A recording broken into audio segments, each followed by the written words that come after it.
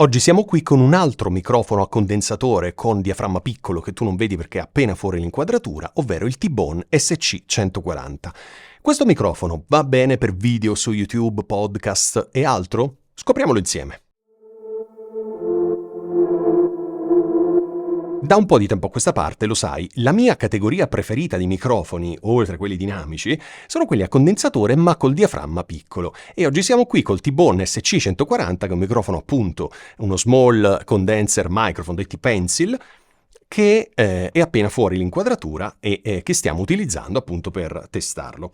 Innanzitutto, la cosa più figa del mondo è che anche per un microfono di 53 euro, c'è la valigetta.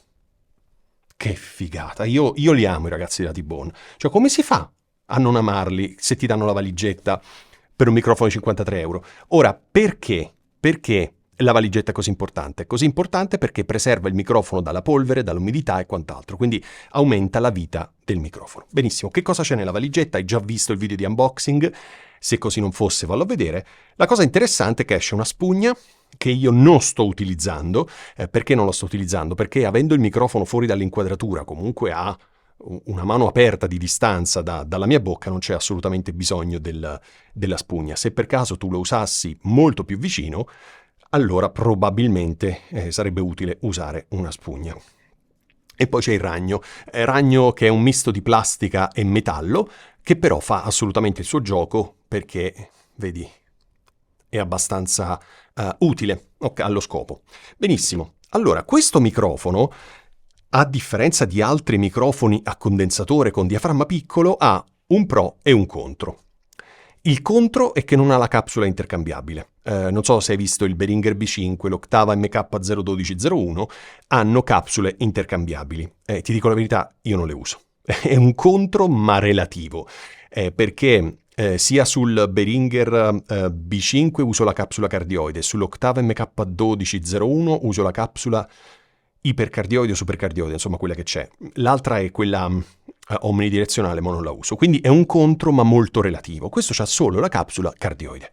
Cardioide significa che prende soprattutto ciò che arriva davanti, poco di ciò che arriva di lato e quasi niente di ciò che arriva dietro. Quindi va benissimo sempre e comunque.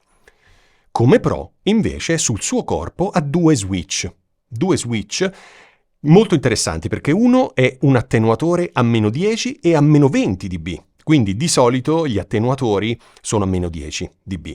Questo ce l'ha sia a meno 10 che a meno 20. Tu dirai, che me ne faccio? Se stai riprendendo fonti sonore molto forti, avere un attenuatore, soprattutto che arriva fino a meno 20 dB, può essere veramente la salvezza. Quindi utilissimo. Se devi fare soltanto parlato, come sto facendo io, non ti serve. Ok? Ma se devi riprendere altre fonti sonore, potrebbe essere molto molto utile. E in più c'è lo switch del low cut che arriva a 75 e a 150. Ok? Quindi questo che vuol dire? Vuol dire che ti pulisce veramente tutto. Tutti quei rumori su bassissime frequenze che magari possono dar fastidio alla tua registrazione. Anche in questo caso io non lo sto usando. Sto usando il microfono pulito, quindi modalità flat, sia per l'attenuatore che per il low cut. Il suono non verrà equalizzato, quindi è il suono pulito che tu senti proveniente dal microfono, che sta entrando nel mio Tascam Mixcast 4 con un gain, te lo dico subito, con un gain di 32. Quindi questo microfono rispetto ad altri ha bisogno un un paio di decibel in più di gain. Ok, niente di preoccupante perché qualsiasi scheda audio lo riesce a pilotare tranquillamente, anche perché è un microfono a condensatore. In post-produzione, lo sai, alzerò un pochino il gain, porterò tutto a meno 14 lufs, giusto per fartelo sentire meglio. Allora, cosa ne penso di questo microfono? Innanzitutto, per 53 euro, compresa la valigetta. Come faccio a dirti di non prenderlo? Cioè, dimmelo, come faccio? Come faccio a dirti di non prendere un microfono che costa così poco, ti dà la valigetta, ti dà ovviamente gli accessori, i due switch sul corpo e soprattutto, perché noi qui parliamo di suono, quindi sì, tutte queste cose estetiche, funzionali, bla bla bla, ma a noi interessa il suono. Come lo senti questo suono? Allora, non è sicuramente il suono più definito in assoluto, non è come l'Octava MK01201. Scusami se io faccio sempre questo paragone, ma è il miglior microfono che io possegga in quella categoria, cioè microfoni a condensatore con diaframma piccolo, quindi ovviamente li paragono tutti a quello. Però quel microfono costa 300 euro. Questo costa 53, te ne compri 6. Con la stessa cifra che ti compri l'Octava, ti compri 6 di questi. Se la matematica non è un'opinione. Ok.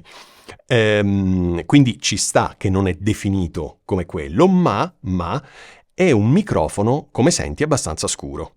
Ok? A me piace molto perché non è impastato, non ha un suono impastato, i bassi sono definiti ma non troppo presenti, e soprattutto non ha quel fastidioso buco nei medi che dà molto fastidio, e le frequenze alte sì, è vero, sono un po' più spinte, ma nulla che non si possa controllare. Ovviamente questo suono che tu stai ascoltando è un suono pulito, così come sta entrando nel microfono. Poi sicuramente con compressione, equalizzazione, DSR, eccetera, eccetera, il suono lo renderai spettacolare, così come più ti piace.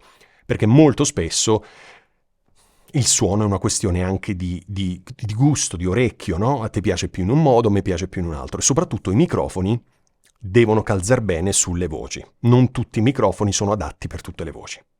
Ok? Quindi, perché si hanno voci più chiare, voci più scure, una voce maschile, una voce femminile, una voce che pecca troppo di frequenze alte sulle sibilanti, una voce che magari è troppo bassa. Cioè, ci sono infinite possibilità. E il microfono è sempre lo stesso, quindi ovviamente si tratta di scegliere il microfono giusto per la voce giusta. Questa tipologia di microfoni, ovvero microfoni a condensatore con diaframma piccolo, sono microfoni utilizzati praticamente per qualsiasi cosa. Vengono utilizzati per la voce, ma non nascono come microfoni per la voce, ma come microfoni per cori, microfoni per piatti della batteria, insomma per microfonare cose. E più sono migliori questi microfoni, più veramente ci puoi fare di tutto. Quindi microfoni del genere, soprattutto a 53 euro, sono da avere sempre con sé, perché qualsiasi cosa tu debba microfonare, debba riprendere, questo microfono può fare al caso tuo. Ok? Soprattutto per i 2 switch che ha, che non è una cosa da poco, perché non solo ha il doppio switch, ma ogni switch ha una doppia regolazione, quindi meno 75, meno 150 per il low cut e meno 10 e meno 20 dB per l'attenuatore. Quindi non è una cosa da poco, molto molto interessante. Quindi, che dire, sicuramente questo feedback che io ti sto dando sul microfono è molto influenzato dal prezzo. Se questo microfono costasse 100 euro, probabilmente, non lo so, ti direi che forse ci sono delle alternative migliori, ma a questa cifra sul mercato non c'è niente. Costa ancora meno rispetto al Behringer B5, che costa intorno ai 75 euro. E ha un unico switch dove puoi regolare o il low cut o l'attenuatore. E l'attenuatore e il low cut hanno un solo switch. Ok, quindi a me piace molto. Ovviamente se tu ti iscrivi al canale e attivi la campanellina, nelle prossime settimane ascolterai un video nel quale io ti mostrerò il confronto tra questo microfono, il Behringer B5, ma anche tra questo microfono e l'Octava MK01201. Premesso che quello costa 300 euro, questo costa 53 euro. Però insomma ti farò sentire come, avendo dei termini di paragone in questa categoria specifica di microfoni, questo qui ne esce, non voglio dire vincitore perché l'Octava costa 300 euro, ma sicuramente è un microfono veramente, veramente bello. Io amo questa categoria di microfoni, mi piacciono veramente tanto perché ci puoi fare di tutto. E non ti nascondo che questo microfono qui finirà sull'altra scrivania dove faccio i webinar, dove faccio corsi di formazione e altro, quindi mi microfonerà sempre questo microfono, perché mi piace veramente, veramente tanto. Quindi questo lo userò per quello scopo lì, ok? Bene, allora io ti ringrazio per aver guardato questo video. Se hai domande su questo microfono o su questa categoria di microfoni a condensatore con diaframma piccolo, non esitare a commentare questo video e io ti rispondo nel più breve tempo possibile, ok? Grazie, alla prossima settimana. Ciao!